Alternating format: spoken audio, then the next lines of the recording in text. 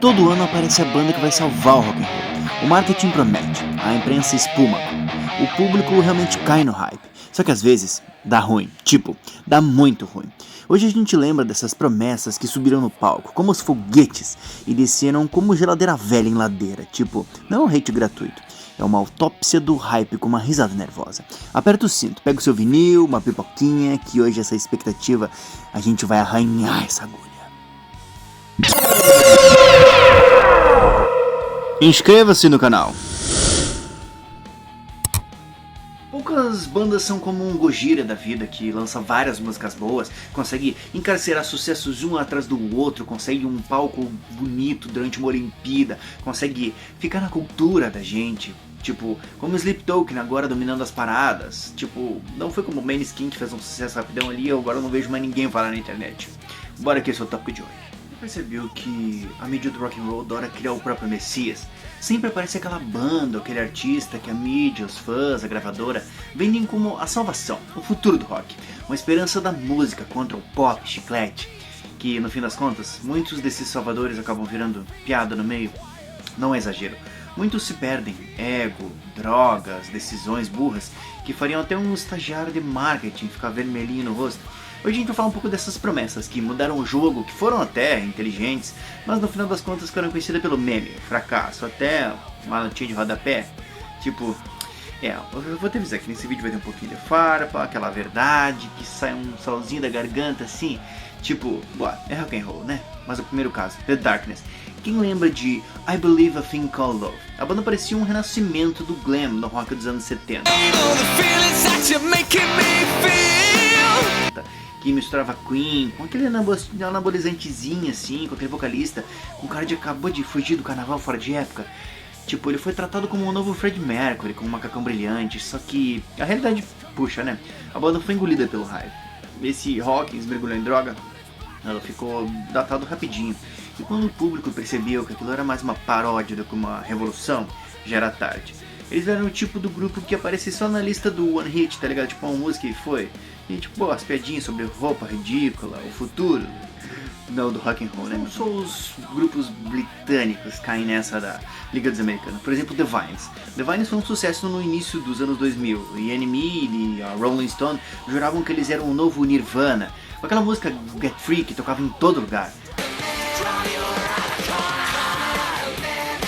O Craig Nichols, vocalista com aquele jeitão grunge, desleixado, parecia o herdeiro espiritual do Kurt Cobain, mas bastaram alguma meia dúzia de shows caóticos e algumas entrevistas por o castelinho de areia da banda desmoronar.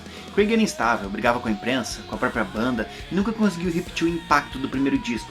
Resultado do novo Nirvana, viraram nova porcaria nenhuma, até porque ninguém lembra daquela banda sem dar uma risadinha, ou dizer nossa, é só essa música que eles têm? Mas como é que eu posso dizer? Tem mais bandas, The Lost Prophets. Isso que não é só uma piada. Acabou virando caso de política. O Ian Watkins, o vocalista, era vendido como um sex symbol do rock alternativo no comecinho, em 2000, 2005. A banda chegou até a lotar alguns estádios, parecia que ia disputar um espacinho com o Linkin Park na época, até Muse. Só que a revelação dos crimes hediondos do cara e foi tudo por água abaixo, tá ligado? Não só a carreira da banda morreu, como um nome virou um sinônimo de nojo, aquele exemplo perfeito de que uma promessa que pode virar uma coisa maior, um gênero inteiro, Lost Prophets não virou piada, virou uma maldição, foi esquecida. Mas agora um pouquinho mais conhecido, bora puxar para um Creed? O Scott Stapp e a companhia, eles venderam milhões, encheram estádios. Era considerado uma das bandas cristãs disfarçada como a coisa mais poderosa do fim dos anos 90, mas junto com os discos vieram as críticas, as letras genéricas, uma postura messiânica e um vocal que parecia do Ed Vedder com gripe, tentando dar um peido, aquele surdinho assim. A banda até teve um sucesso financeiro no meio da cultura pop. Creed virou sinônimo, música de papai, mas virou uma piada pronta depois. Tanto que até hoje, quando quer botar um rockzinho de pai, aquele pós-grunge, basta que todo mundo sabe que é Creed. Virou uma marca, mas não durou muito aquele hype. Trapped. Você nem lembra deles. Mas se eu vou lembrar daquele hitzinho assim na cabeça, se eu falar Headstrong que bombou em 2002, assim, uma musiquinha assim,